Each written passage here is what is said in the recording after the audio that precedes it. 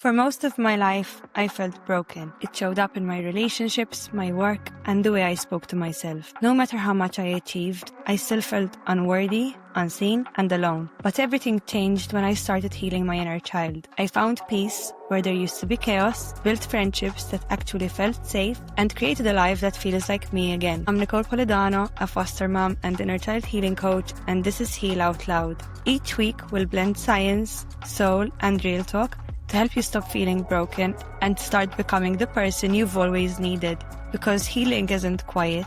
It's time to heal out loud. Welcome to this podcast, Heal Out Loud. So basically, I created this podcast because I remember my darkest days. Even though I had people around me, I felt so alone in what I was feeling. I felt like nobody could really understand what I was going through, no matter how much they cared or tried. The truth is, I didn't want to be on this planet anymore. I felt like bad things always happened to me. I felt unlovable, unworthy, and completely alone in my emotions. So I created this podcast for people who are in those same dark seasons, where you feel like you're the only one carrying the weight of all this pain. It's for the ones who feel lost, sad, and unworthy. For those who give and give, but somehow feel that they never get the love they long for in return. It's for anyone who feels like life is one uphill battle, where one bad thing follows another. It's also for the ones who are constantly heartbroken. For those who mistake the bare minimum for love, because you're so hungry to be seen, felt, and heard, that even crumbs feel better than nothing. It's for the ones who are secretly waiting for someone to come and save them, while deep down craving the strength to save themselves. In this podcast, we'll dive into inner child healing, rewiring your brain, and the subconscious mind. We'll explore self-love, self-worth, confidence, relationships, emotional mastery, manifestation, and how to become magnetic. We'll talk about letting go of old stories, no longer settling for breadcrumbs, breaking free from the cycle of heartbreak, and finally, feeling worthy, loved, and whole, with or without a partner. So I'm going to dive deep into my story. So basically, my lowest moment was in May 2021. On August 9th, 2020, my mother passed away from an overdose. And that shattered me in ways I never thought I could break. But even before my mom passed away, I always felt different. I felt like I didn't fit in, like there was no real place for me in this world. My mom was only 20 when she had me,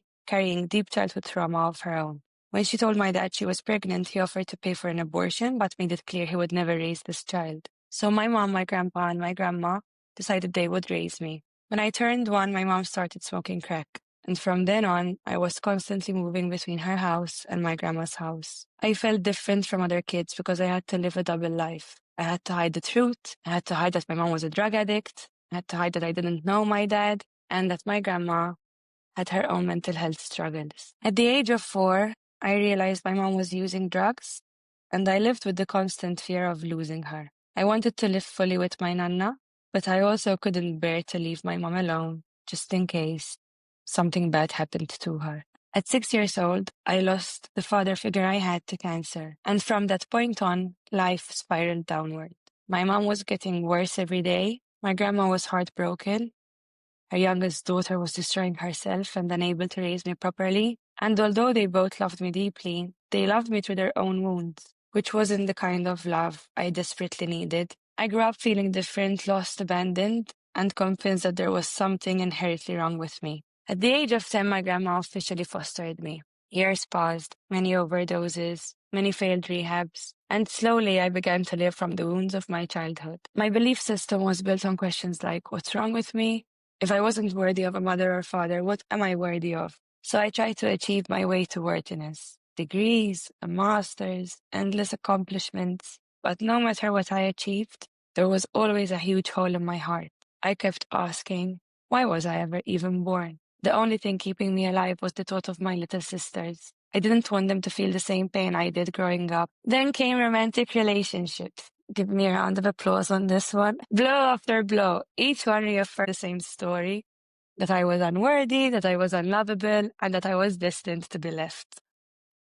When my mother died, and then not long after, I went through a breakup. And this period broke me completely. That relationship started beautifully. The person was head over heels in love with me. But 3 months in, panic started setting in. My fear of abandonment kicked in, and without realizing it, I started sabotaging. I pushed the person away until eventually everything began fading. Less attention, less presence. And in that fading, my core belief that I was unlovable was confirmed. Again, I didn't see at the time that I had co-created this dynamic. All I could think was, you see, nobody loves me. I always get left behind. And just like in my first relationship, the same pattern was repeated. When it ended, I hit rock bottom. I called myself names, I shamed myself, I prayed for the pain to just stop. I couldn't eat, couldn't get out of bed, couldn't enjoy time with my family. And the voices in my head kept telling me, your mom and dad never wanted you. Why would anyone else want you? I was genuinely my own worst enemy. But those voices weren't really mine. They were the echoes of what had been told growing up by people who abused me. The only thing that kept me here were my sisters, especially Yana. She didn't have parents either, and I didn't want to abandon her. Eventually, my best friend took me to a doctor. I was prescribed medication, which was something I swore to myself that I would never, ever take. But in that moment, there was no hope, and that's what I needed. Those meds slowly helped me start functioning again, though my appetite and energy were still gone. One evening, I was sitting and watching the sunset, drowning in thoughts. I was thinking, how is it even possible that one person can feel this much pain? How can one person feel so rejected, so unloved, so unlucky, so empty? And it was in that moment where I received a text from my ex that said something like, Nick, I had the best times of my life with you and the worst times of my life with you too. And I felt disgusted with myself. I felt like a monster. And in that moment, it was when something clicked. I realized I had been pushing people away unknowingly. Many people thought I was cold in relationships, when in reality, all I ever wanted was the opposite, to be loved, held, and chosen. The truth is, my conscious brain, the 5% of our brain, wanted love, stability, and connection. But my subconscious brain, the other 95%, was running the show. And it was running on childhood wounds. Wounds that told me everyone leaves, I'm unlovable, I'm unworthy, that I can't trust anyone. And in that moment of clarity, I understood. People didn't leave because I was unlovable. They left because I kept testing their love, sabotaging, and recreating my past. This was the same pattern I had with my mom. She always left. I spent nights crying for her, moments desperately craving her touch. Sometimes she'd comfort me, and other times she'd be too exhausted. I'd spend days sick with fever, not going to school, not eating, because my mom had left. I would sleep with one of her jackets next to me just to smell the smell of her perfume. And just as I began to accept that she would never be the mother I needed, she would come back for a few days, only to break my heart all over again. And this was exactly the same pattern I was recreating in my romantic relationships. They leave, I'd cry, start getting back on my feet, and then that exact moment, it's when they'd come back. As a child, I couldn't understand addiction, so I made it mean that there was something wrong with me.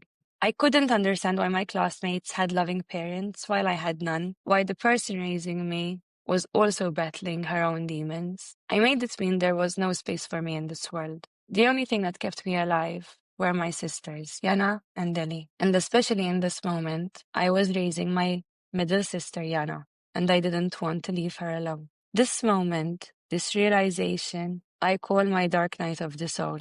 It was when everything started to make sense. I had already been reading self-healing books for years, but now the dots began to connect. I continued my healing for 2 more years before finally realizing I couldn't do it alone anymore. And that's when I joined a coaching program with a self-worth coach. For the first time in my life, I was truly held, seen, and loved in the ways I had always craved. Those 6 months of deep healing changed everything. I ended a trauma bond that once I would have begged to fix. I walked away from a situationship with someone I deeply cared for, realizing we wanted different things. In the past, I would have stayed waiting and praying that one day he'd recognize my worth. But this time, I chose me. And that was the shift, choosing myself even when it was painful. So the mission behind this, Mike, is all about the fact that I care deeply about helping others heal, because I know what it feels like to not see any light at the end of the tunnel. If it weren't for Yana and Ellie, I don't know if I would still be here. And for those of you who don't have a Yana and Eli in your life, I want this podcast to be that for you. I want you to have a reason to stay, a reason to hope, and not just to survive, but to feel joy, peace, and worthiness. My goal with every episode is simple: for you to know you're not alone, and for you to walk away with something real. Something that helps you start choosing yourself instead of waiting for someone else to save you. My mission is to help people heal their trauma, shift the way we look at mental health, and show that inner child healing can erase so many of the painful patterns and labels we carry. I want to create a community where you are seen, heard, and deeply understood. This is just the beginning. In the next episodes, I'll be sharing the science of rewiring your brain after childhood trauma, how trauma sabotages relationships, the power of inner child healing, how to let go of old stories, how to stop chasing breadcrumbs, and how to finally attract the love and life you deserve. So wherever you are right now, heartbroken, lonely, or carrying pain from your past, I want you to know this: you're not alone anymore. You have me, you have the space, and together we'll walk this journey back home to you. If today's episode made you think, laugh, cry, or want to yell at the universe, good. That means something moved. Make sure you hit follow, share this with a friend who's healing too, and remember, you don't have to heal quietly anymore. See you next week for more truth bombs, breakthroughs, and a little bit of magic.